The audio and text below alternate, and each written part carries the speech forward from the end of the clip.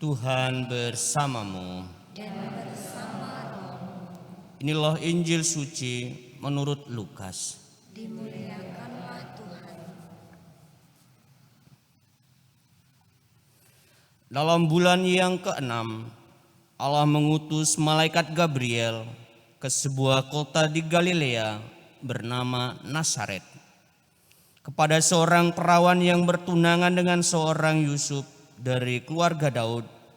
Nama perawan itu Maria.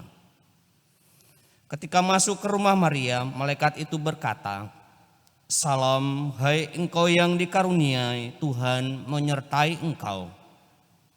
Maria terkejut mendengar perkataan itu, lalu bertanya di dalam hatinya, apakah arti salam itu? Kata malaikat itu kepadanya, "Jangan takut hai Maria, sebab engkau beroleh kasih karunia di hadapan Allah. Sesungguhnya engkau akan mengandung dan akan melahirkan seorang anak laki-laki, dan hendaklah engkau menamai dia Yesus. Ia akan menjadi besar dan akan disebut anak Allah yang maha tinggi. Dan Tuhan Allah akan mengaruniakan kepadanya tahta Daud bapa leluhurnya. Ia akan menjadi raja atas kaum keturunan Yakub sampai selama-lamanya, dan kerajaannya tidak akan berkesudahan." Kata Maria kepada malaikat itu, "Bagaimana hal itu mungkin terjadi karena aku tidak bersuami?" Jawab malaikat itu kepadanya, "Roh Kudus akan turun atasmu, dan kuasa Allah yang maha tinggi akan menaungi engkau. Sebab itu anak yang akan engkau lahirkan itu akan disebut kudus, anak Allah.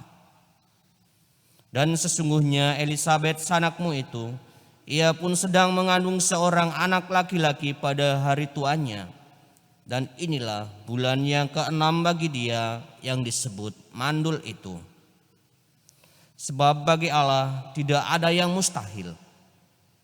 Maka kata Maria, "Sesungguhnya aku ini adalah hamba Tuhan, terjadilah padaku menurut perkataanmu itu." Lalu malaikat itu meninggalkan dia.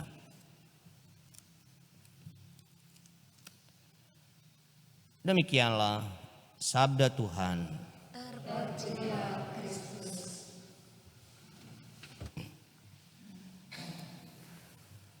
Suster, Bapak, Ibu, Saudara-saudari yang terkasih, mungkin sudah beribu-ribu kali kita mendengar, kita merenungkan sosok figur Maria.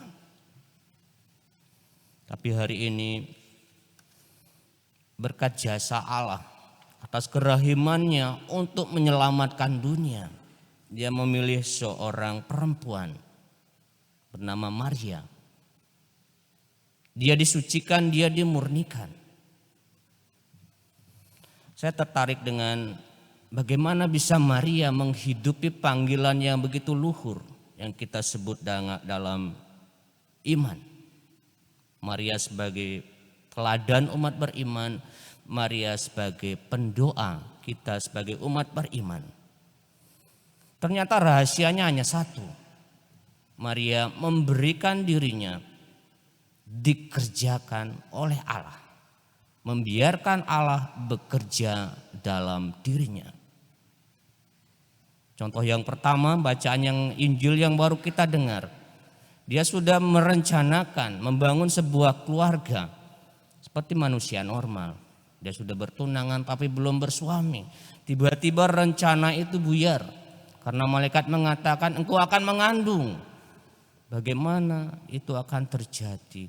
Maria tidak mengerti, namun dia percaya.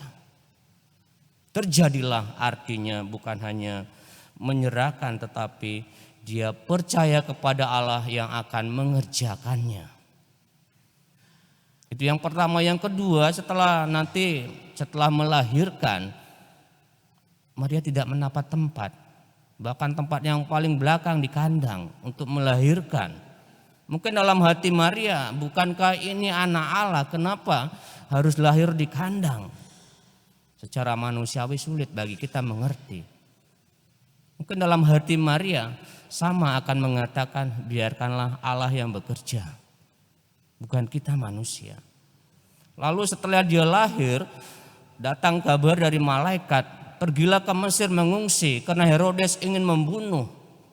Bukankah dia ini anak Allah? Kenapa kita harus takut dan lari mengungsi ke Mesir? Bagi seorang ibu sulit. Dia akan menyelamatkan anaknya bagaimanapun, dia lari ke Mesir.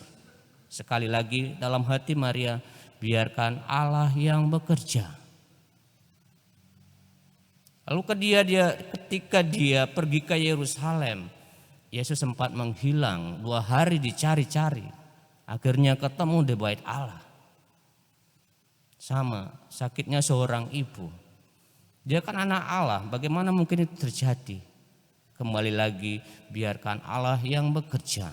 Lalu yang terakhir, kesakitan Maria ketika mendampingi anaknya dalam perjalanan yang panjang ke Bukit Golgota, berada di bawah salib kaki anaknya sendiri. Itulah puncak iman Maria. Bagaimana dengan janji Allah bahwa engkau akan mengandung putra Allah dan engkau akan melahirkan putra Allah.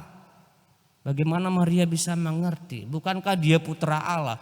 Kenapa harus berjuang seperti ini? Kembali dia merenungkan dalam hatinya, biarkan Allah yang bekerja. Sama pesta kita hari ini. Kita diundang untuk membiarkan Allah bekerja dalam diri kita. Sama seperti Maria, ternyata untuk menjadi bunda Allah tidak gampang, tidak mudah. Kita tergoda dengan pikiran-pikiran duniawi, kita tergoda dengan sikap-sikap egois kita. Pingin selalu hidup dalam kenyamanan. Kadang kenyamanan itu diusik oleh Allah. Supaya apa? Kita berjuang, supaya kita semakin menyerahkan hidup kita kepada Tuhan.